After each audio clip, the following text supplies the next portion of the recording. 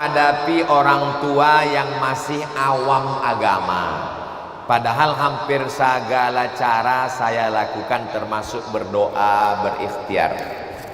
Jangan mentang-mentang udah ngaji sama BKMT, Insan Cita Indonesia, Muslimat Nahdlatul Ulama Al Khairat, lalu pulang dari pengajian langsung panggil ibu ayah, ya ayyuhallazina kafaru. Gak bisa. Saya walaupun ustadz tamat Mesir Maroko, di mata ibu saya tetaplah anak kecil yang baru pandai berjalan. Ibu tidak pernah melihat anaknya besar. Jadi kalau ada anak yang menasehati, menceramahi ibunya, ibu itu ngelihatnya lucu. Ente lucu ya, kecil-kecil udah pandai ceramah. Jadi caranya bagaimana? Cari orang lain di antara keluarga yang omongannya dia dengar. Cari ustadz Habib yang karismatik yang omongannya dia dengar. Melalui lisan dia kita pinjam. Habib, tolong omongin ke ibu saya begini, ustadz. Karena kalau kita yang nyampaikan mental, begitu cara yang baik. Potongan-potongan video. Siapa ustadz yang paling dia senang? Ustadz Das'ad Latif. Cari potongan video Ustadz Das'ad. Ustadz Somad tanya, mama senang dengan Ustadz Somad? Enggak senang, ceramahnya marah-marah terus. Kalau gitu jangan kirim video Ustadz Somad. Tapi kalau dia senang dengan Ustadz Somad, cari potongan videonya untuk melembutkan hatinya. Sesungguhnya sulitkah bagi Allah? Mudah. Innama amruhu idza arada syai'an ayyakula lahu kun. Lalu kenapa Allah buat demikian? Supaya hati kita lebih khusyuk, supaya sujud kita lebih lama, supaya doa kita lebih melelehkan air mata. Maka jangan pernah berhenti berbuat baik. Jangan lawan, jangan teriak, jangan durhaka, senangkan hatinya, bahagiakan dia. Maka insya Allah Allah akan menurunkan kebaikan-kebaikan sampai kita mati, dan anak-anak kita pun akan menjadi anak yang berbakti insyaallah. Apakah saya sudah kalau bersentuhan, apakah sah wudhu kalau bersentuhan dengan suami? Habis wudhu bersentuhan dengan suami, wudhunya batal atau tidak? Mazhab yang paling tua Hanafi, nomor 2 Maliki, nomor 3 Syafi'i, nomor 4 Hambali. Menurut mazhab Hanafi tidak batal karena makna aula mastumun nisa, menyentuh perempuan. Maaf beribu maaf. Al-Quran itu bahasanya santun, tidak porno. Maka makna menyentuh perempuan di situ artinya berhubungan kelamin baru batal. Kalau tidak berhubungan, hanya bersentuh tidak batal. Menurut mazhab Hanafi. Menurut mazhab Syafi'i, bersentuhan batal. Mudah ngingatnya. Mazhab Hanafi bersentuhan tidak batal, berhubungan baru batal. Mazhab Syafi'i bersentuhan batal. Yang pertengahan mazhab Maliki, kalau bersentuhan ada nafsu batal, kalau nggak ada nafsu nggak batal. Kamu tadi bersentuhan dengan istrimu, ya? Kok kamu sholat nggak wudhu lagi? Aku dengan istriku nggak batal. Kenapa? Aku nggak nafsu dengan istri orang yang nafsu. Nauzubillah. Ini orang sakit ini. Nauzubillah, nauzubillah. Mudah-mudahan Allah menjaga suami ibu jangan sampai dilarikan pelakor. Di antara amin rasanya inilah yang paling kuat. Amin ya rabbal. Saya ulang sekali lagi. Mazhab Hanafi tidak batal. Mazhab Syafi'i batal. Mazhab Maliki kalau bernafsu batal, kalau tidak bernafsu tidak batal. Tapi dalam pengamalan sehari-hari saya berpegang pada mazhab Syafi'i. Jadi kalau saya mau pergi salaman sama istri saya pergi sampai di tempat ceramah, saya wudhu lagi. Saya wudhu baru saya sholat karena air banyak. Kenapa wudhu lagi? Karena saya khawatir setan datang menggoda pas saya sholat. Allahu Akbar. Somat, kau kan sudah nyentuh istrimu. Lalu saya jawab, aku nggak nafsu, ada sedikit. Tapi kalau sudah berwudhu lagi, insya Allah setan nggak bisa lagi masuk lewat celah. Abdul Somad, wudhumu sudah batal, kau tadi ada nafsu. Enggak, aku sudah wudhu lagi. Tapi saya nggak menyalahkan saudara saya yang pakai mazhab Maliki. Karena kalau saya salahkan berarti saya menyalahkan guru-guru saya di Maroko dulu. Karena Maroko itu mazhabnya Maliki. Yang tidak boleh itu dia campur-campur. Pergi kondangan ke hotel, barakallahu lakuma wa baraka alaikuma wa jama'a bainakuma fi khair. Kena ujungnya. Pergi ke masjid, Allahu Akbar. Pas ditanya, loh, ente tadi kan udah bersentuhan ujungnya. Enggak batal, mazhab Maliki enggak batal. Tapi cara wuduknya tadi Syafi'i. Enggak bisa cara wuduknya Syafi'i membatalkannya pindah ke Maliki. Itu namanya talfik mamnu, terlarang. Kalau cara wuduknya Syafi'i, maka membatalkannya mesti konsisten mazhab Syafi'i. Bisakah masuk masjid atau teras masjid kalau lagi datang bulan? Saya berpegang pada mazhab Syafi'i. Dalam kitab Al-Fiqhul Islami wa Adillatuh, tidak boleh masuk masjid, tidak boleh baca Quran, tidak boleh bawa Quran, tidak boleh pegang Quran, tidak boleh sholat, tidak boleh puasa, tidak boleh iktikaf. Jadi kalau begitu dia dengar pengajian di mana? Biasanya di luar masjid dipasang tenda, atau biasanya ada teras yang tidak dipakai untuk sholat. Makanya di luar masjid tetap dipasang sound system bagi yang tidak bisa masuk ke dalam masjid. Nanti kalau ada ustazah yang mengatakan gak apa-apa, masuk aja ke dalam, mungkin dia pakai mazhab yang lain. Tapi saya selalu memakai tingkat kehati-hatian yang lebih tinggi. Dalilnya mana? Mana dalil perempuan yang haid gak boleh masuk masjid? Ini arah kiblat. Rumah Nabi di sebelah kiri. Nabi datang ke pintu kamarnya. Lalu Nabi minta kepada Aisyah, nawilinil khumrah. Wahai Aisyah, tolong ulurkan saya kain. Aisyah tidak masuk ke dalam. Kenapa Aisyah tidak masuk ke dalam raudhah? Karena dia sedang haid. Nabi tidak keluar. Kenapa Nabi tidak keluar? Karena Nabi tidak mau iktikafnya batal. Lalu Aisyah mengulurkan tangannya ke dalam. Itu dalil bahwa perempuan haid tidak boleh masuk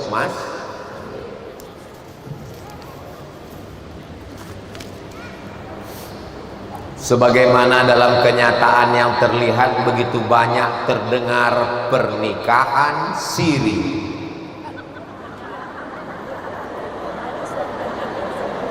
Ustaz Somad, yang tadi saya nggak jelas, tapi yang ini jelas perasaan. Kira-kira hukumnya gimana Pak Ustadz jika seorang suami nikah siri tanpa izin istri yang sah? Dan jika pernikahan itu telah terjadi, apakah perbuatan mereka dikatakan dosa? Ada mempelai laki-laki, ada wali, ada 2 orang saksi, ada mahar, ada ijab dan qabul, maka nikahnya sah secara hukum fikih. Kalau nggak percaya sama saya, tanya sama Ustadz Lutfi Godal dari kantor urusan agama. Tapi secara negara nikahnya tidak sah. Kenapa? Tidak terdaftar di kantor urusan agama. Jangan mau nikah siri, karena nanti kalau suaminya pergi nggak pulang-pulang, dia tidak bisa menggugat ke pengadilan agama sampai mati, nggak bisa. Nunggu ninggal baru bisa dia kawin lagi. Jangan mau nikah siri, karena nanti kalau meninggal suaminya, harta dikuasai oleh istri pertama atau mertuanya, dia tidak bisa menuntut karena tidak ada surat. Kejahatan terjadi bukan karena hanya ada niat dari pelakunya, tapi juga karena ada kesempatan. Waspadalah. Ibu jangan cemas bapak nikah lagi. Kenapa? Karena di Indonesia pakai kompilasi hukum Islam Indonesia, tidak bisa laki-laki menikah di kantor urusan agama kalau tidak ada surat izin dari istri pertama yang ditandatangani materai 6.000 yang sekarang sudah naik jadi 10.000. Makanya ibu sebelum tidur malam yakinkan di sekeliling tempat tidur itu tidak ada kertas, tidak ada pena, dan tidak ada materai, karena khawatir pas tidur lelap tiba-tiba spontan tanda tangan. Soalnya tadi siang saya lihat ada orang punya handphone, itu di belakang handphone tuh banyak sekali materai, dan nanti surat itu dibawa ke kantor pengadilan agama. Hakim bertanya, wahai istri pertama, ya Pak Hakim, betulkah ini surat Anda menandatanganinya? Betul Pak Hakim. Dalam penuh kesadaran? Betul Pak Hakim. Anda memang betul-betul izin? Jangan tanya lagi Pak Hakim, darahku sudah mendidih.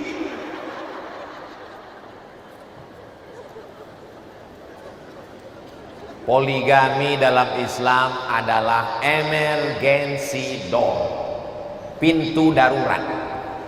Masuk saya ke pesawat, lalu pramugari pun memberikan arahan, ladies and gentlemen, kepala beku ditempel semen, all of our passenger, semua penumpang pesawat terbang, di belakang kita ada pintu, di depan ada pintu. Ketika terjadi hal yang tidak diinginkan, kapal meledak, masuk ke dalam jurang, maka ada pintu darurat. Perhatikan pintu darurat. Pintu darurat hanya dibuka pada saat emergensi. Jelas? Apakah berdosa seorang istri yang tidak memberi izin kepada suaminya untuk berpoligami? Baru aja disebut.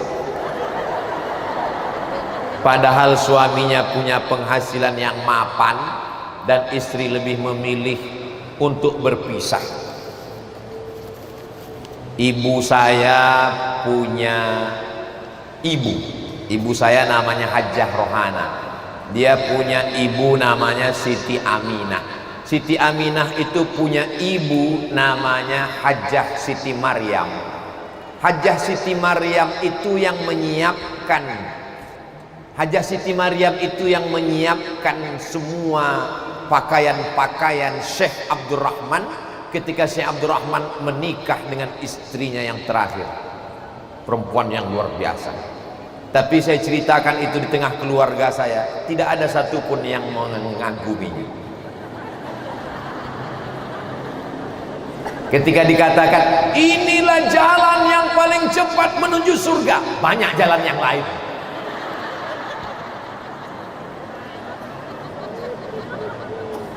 Kalau ibu sanggup, ibu mampu, maka jalanilah. Tapi kalau tidak mampu, maka jangan dijalani. Hidup ini singkat, jangan hidup dengan penuh keterpaksaan. Ketika kita mati menghadap Allah, yang setia menemani kita hanya amal soleh, bukan somat. Jadi kalau siap, teruskanlah. Kalau putih, katakan putih. Kalau hitam, katakan hitam. Kalau padi, katakan padi. Kalau beras, katakan beras. Jangan hari ini putih, besok hitam, berubah-ubah. Istikharah 2 rakaat, usolli sunnatal istikharah, izin poligami lillahi ta'ala. Kalau memang sanggup, berikanlah. Kalau tidak sanggup, katakan baik-baik, aku tak sanggup bang. Jelas? Insya Allah saya memberikan yang jelas-jelas. Saya tidak mau berbunga-bunga, berbola-bola. Sudah bertahun-tahun tidak bertegur sapa, tapi satu rumah. Ini namanya satu rumah dua hati. Sudah gugat tapi tidak ada keputusan karena tak ada saksi. Akhirnya batal. Apakah saya berdosa sudah bertahun-tahun tidak memberi nafkah zahir dan batin? Yang bertanya ini tak jelas entah laki-laki entah perempuan. Tapi dari bunyi kalimatnya, memberi mungkin laki-laki. Sebagai laki-laki, kalau kamu suka, kamu teruskan. Kalau tidak, kamu punya keputusan. Sebagai perempuan, kalau kamu suka, kamu teruskan. Kalau tidak, maka perempuan punya hak, namanya hak khulu'. Kalau laki-laki punya hak namanya tolak. Kalau perempuan punya hak namanya khulu'.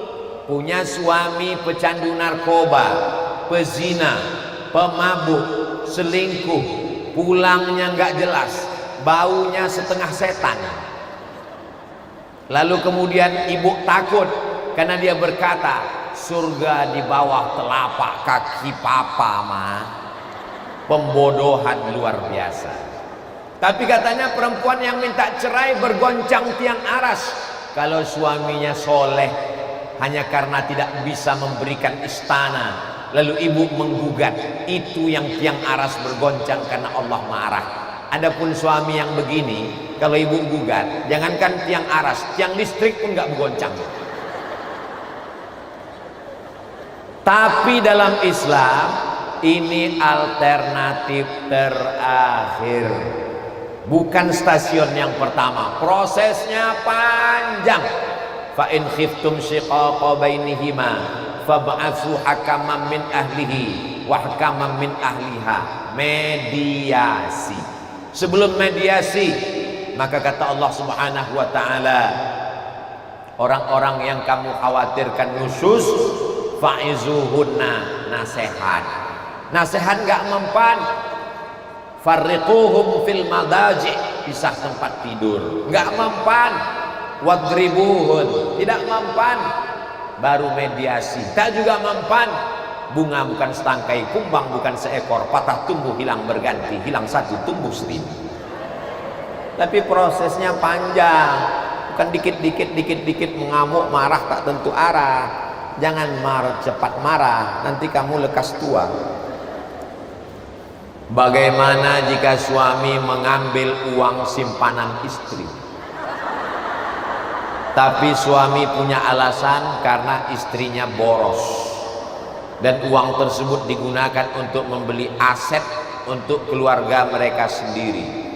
Apakah suami berdosa? Nampaknya banyak istri yang sudah bisa menjawab sendiri, tapi saya tetap menjawab. Ibu punya harta, warisan dari orang tua, punya ruko, punya kebun. Bapak juga punya harta, warisan orang tua dan hasil kerja. Setelah itu kalian menikah. Apa beda harta bapak dan harta ibu? Di dalam harta bapak ada hak ibu, namanya nafkah.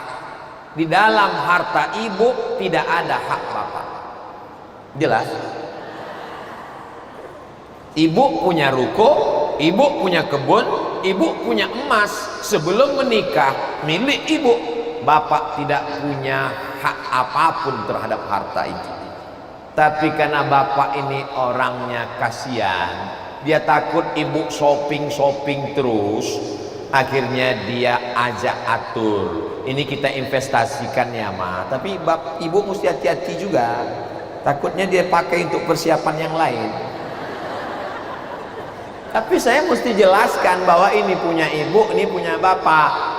Kalau tidak nanti orang menganggap perempuan kalau sudah menikah, gelangmu punya saya, tanahmu punya saya, rukomu punya saya, karena surgamu di bawah tapak kaki saya. Pembodohan. Perempuan mesti mengerti mana hak dia dan mana kewajiban dia, karena Allah mengangkat harkat, derajat, martabat perempuan.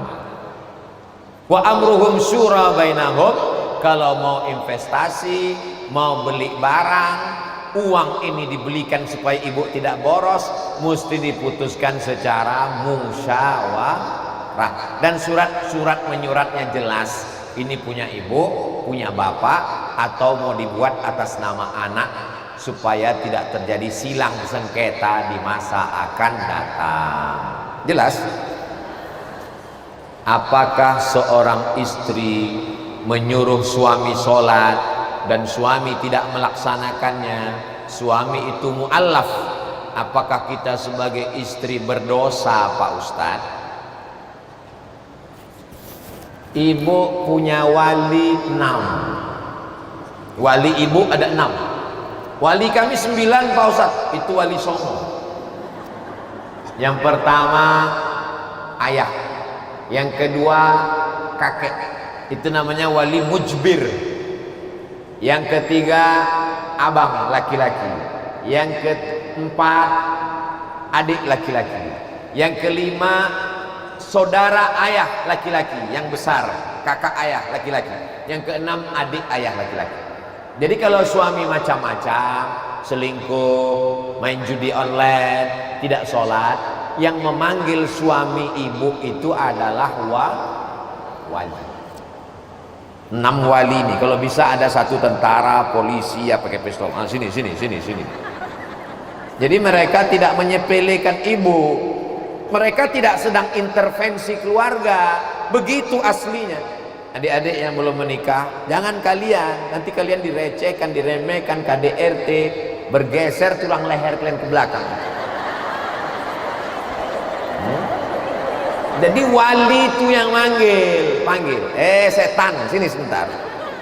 Dulu kau datang meminang anak kami ini, kau pakai peci kan? Rupanya kau pencitraan ya. Sekarang kau banting-banting dia ya. Gara-gara lagu juga itu. Banteng ke. Itu lah makanya dibanting-banting.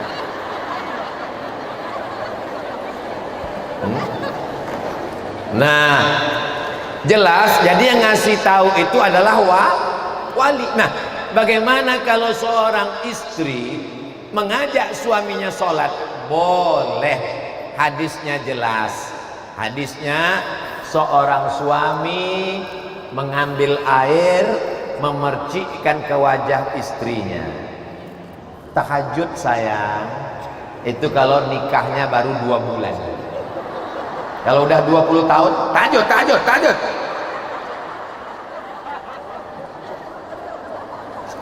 Hadis itu kelanjutannya, seorang istri membangunkan suaminya. Aiqazat zaujaha. Begitu bunyi hadisnya. Istri membangunkan suaminya untuk sholat malam. Kenapa sholat malam? Karena sholat subuh, zuhur, asar, maghrib, dan isya memang wajib. Jelas? Jelas. Apakah ada ayat yang menguatkan bahwa berhubungan malam Jumat itu sunnah Rasul? Manil tasala yaumal jumu'ati, siapa yang manil tasala yaumal jumu'ati, siapa yang mandi pada hari Jumat sebelum sholat Jumat, ghuslal janabati, mandinya mandi junub, lalu orang memahami bahwa dia berhubungan, maka makna hadis itu artinya, kata ulama bukan kata saya, mandinya pada hari Jumat itu basah semua dari ujung rambut sampai ke ujung kaki. Maksud hadisnya mandi seperti mandi junub, supaya waktu sholat Jumat itu masjid tidak bau. Karena kalau disyaratkan laki-laki sholat Jumat mesti mandi junub, lalu yang jomblo, yang belum nikah bagaimana? Makanya makna hadis itu kata ulama, siapa yang mandi hari Jumatnya mandi seperti mandi. Jadi tidak wajib. Dan apakah sunnah? Mengambil fadilah keutamaan, karena hari Jumat adalah Sayyidul Ayyam. Hari bulan Ramadan adalah Sayyidus Syuhur. Tetap dia punya kelebihan karena kelebihan hari Jumat. Jadi kalau bapak selama ini merayu ibu, itu dia aja buat-buat. Tapi perbuatannya itu tidak sampai salah, karena memang hari Jumat adalah hari yang baik. Cuman kadang bapak-bapak ini dia cuman ingatnya hadis itu aja. Yang hadis baca surat Al-Kahfi dia nggak ingat. Man qara'a surat Al-Kahfi, siapa yang baca surat Al-Kahfi yaumal jumu'ati, malam Jumat, subuh Jumat, pagi Jumat, siang Jumat, sore Jumat, adha'a lahu min nur, Allah menerangi dia dengan cahaya ma bainal jumu'ataini, sampai Jumat yang akan datang. Mudah-mudahan kita istiqomah mengamalkan surat Al-Kahfi. Bagaimana hukumnya perempuan joget? Perempuan itu dari ujung rambut sampai ke ujung kakinya aurat. Innal mar'ata, sesungguhnya perempuan, idza balagatil mahid, kalau sudah sampai usia haid menstruasi, mohon maaf, la yasluh laha an yura minha, tidak boleh nampak illa hadza wa hadza, telapak tangan.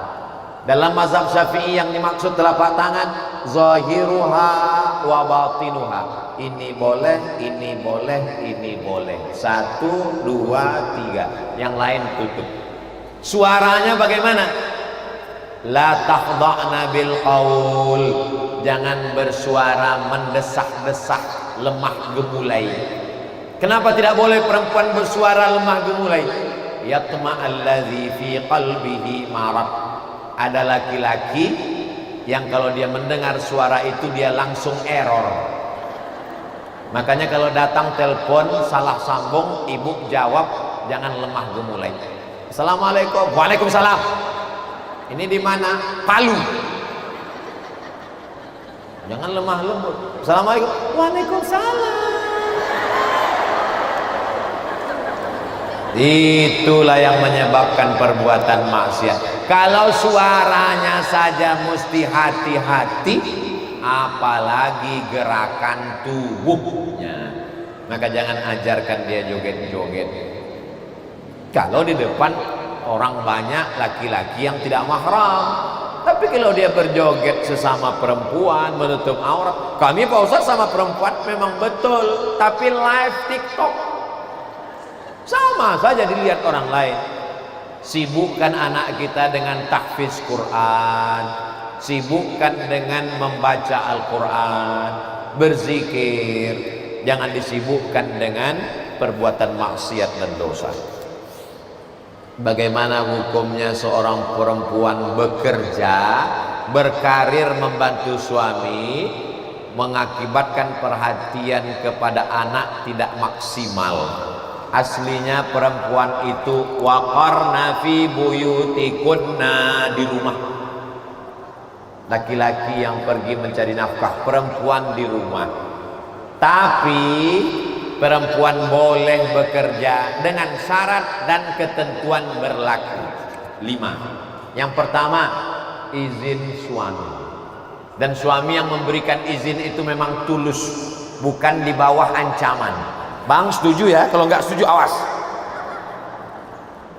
Yang kedua, la tabarrajna tabarrujal jahiliyatil ula. Di tempat bekerjanya jangan sampai soleknya solek jahiliyah. Muka putih, tangan hitam.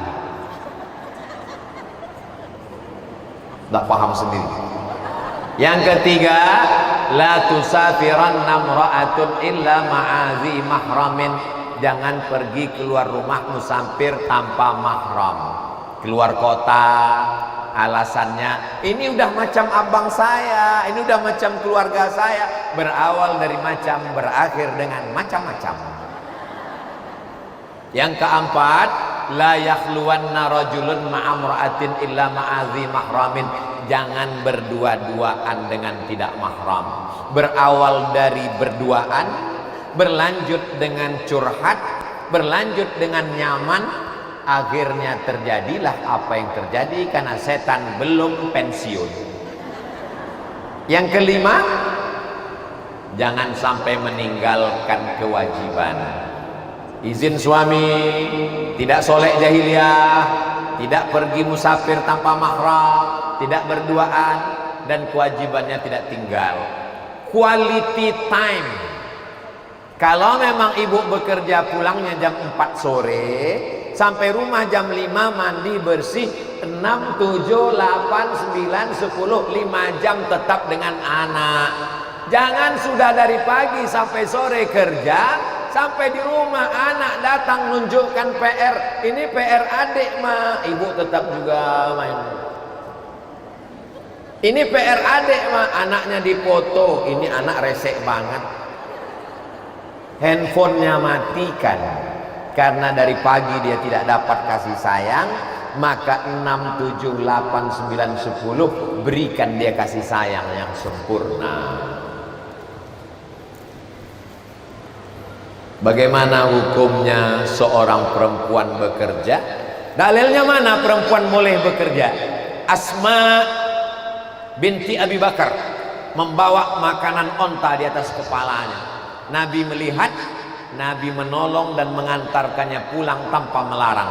Hadis takriri. Seandainya tidak boleh pasti Nabi marah. Hei Asma, jangan keluar lagi. Itu hadis takriri, perempuan boleh beraktivitas dengan tetap menjaga 5 syarat tadi. Bukan kata Abdul Somad, kata Syekh Atiyah Sokor dalam kitab Fatwa Al-Azhar. Fatwa Al-Azhar. Ustadz minta doanya biar cepat dapat jodoh. La tuqra'u fi amrin asirin. Kalau surat ini dibacakan pada perkara yang sulit dan susah, illa yassarahullah, dimudahkan Allah. Maksudnya adalah surat Yasin. Dalam muqaddimah surat Yasin, tafsir Ibnu Katsir. Maka baca surat Yasin, setelah baca minta pada Allah, ya Allah, barokah surat Yasin, mudahkanlah jodohku. Adakah yang sulit bagi Allah? Innama amruhu iza arada syai'an ayyakula lahu kun. Gak ada yang sulit bagi Allah. Asam di laut, asam di gunung, garam di laut, bertemu juga dalam belangan. Itu kata orang Indonesia. Kalau kata orang Barat, man from Mars, woman from Venus. Laki-laki dari planet Mars, perempuan dari planet Venus bertemu di bumi. Tidak ada yang sulit bagi Allah mempertemukan. Rezeki, langkah, pertemuan, maut dalam kuasa Allah. Minta kepada Allah. Idza sa'alta fas'alillah wa idza sta'anta fasta'in billah. Setelah baca Yasin, salat sunat hajat. Usolli sunnatal hajat. Bagi yang pakai usolli. Yang nggak pakai usolli dalam hati. Hajatnya jangan disebut, apalagi sholatnya di masjid kuat-kuat. Usolli sunnatal hajat, untuk jodoh. Nanti ditanya kawan sebelah, udah umur berapa? Allahu Akbar. Minta di sujud terakhir. Aqrabu ma yakunul abdu min rabbihi wa huwa sajid. Orang paling dekat dengan Allah ketika sedang bersujud. Di sujud itulah minta selama-lama sebanyaknya kepada Allah. Jangan dilafazkan di mulut, di dalam hati saja. Minta kepada Allah. Ya Allah, tak ada yang sulit bagimu. Kirimkanlah seorang pangeran yang paling ganteng sedunia akhirat. Amin. Yang ketiga, Rabbi la tadharni fardan wa anta khairul warisin. Rabbi, ya Tuhanku, la tadharni fardan, jangan biarkan aku sendirian. Wa anta khairul warisin, engkaulah sebaik-baik pewaris. Yang menghafal doa ini yang gadis sama yang lajang aja. Rabbi la tadharni fardan wa anta khairul warisin. Jangan biarkan aku sendirian, karena engkau sebaik-baik pemberi waris.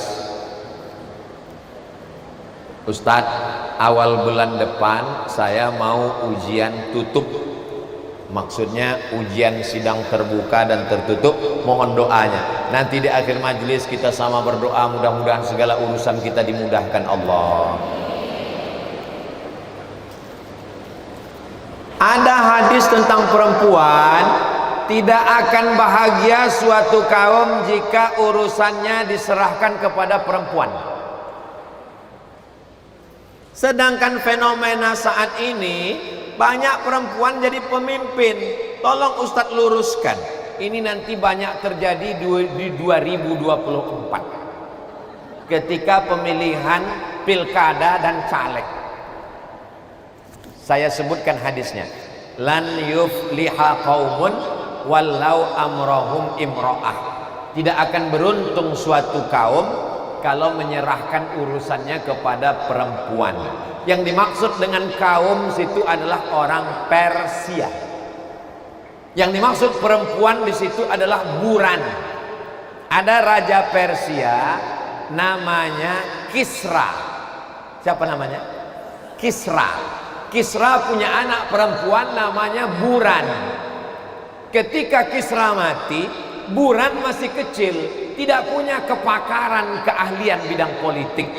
Tapi karena mereka memakai sistem monarki kerajaan, akhirnya mereka melantik Buran menggantikan bapaknya untuk menjadi raja Persia. Berita itu sampai ke Nabi, maka Nabi mengeluarkan hadis. Kata Nabi, lan yufliha qaumun walau amrahum imro'ah. Tidak akan beruntung Persia mengangkat pemimpinnya perempuan yang tidak punya keahlian di bidang politik karena masih anak kecil. Kronologis hadis itu dalam ilmu hadis disebut dengan ilmu asbabul wurud. Sebab kalau ayat asbabun nuzul, kalau hadis namanya asbabul wurud. Jadi kalau ada perempuan akidahnya kuat, ilmunya hebat, disiplin, tepat waktu, maka dia bisa jadi pemimpin. Jelas? Jelas.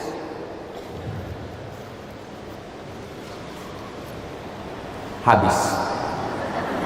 Di akhir majelis ngajinya udah, tanya jawabnya udah, di akhir ditutup dengan doa. Mudah-mudahan keluarga kita sakinah mawaddah warahmah, anak-anak kita soleh dan solihah. Palu Sulawesi Tengah tetap dalam baldatun thayyibatun wa rabbun ghafur. Suami ibu, suami yang soleh penyayang buat ibu semua. Ala hazihi niyah, untuk niat yang baik-baik. Al-Fatihah.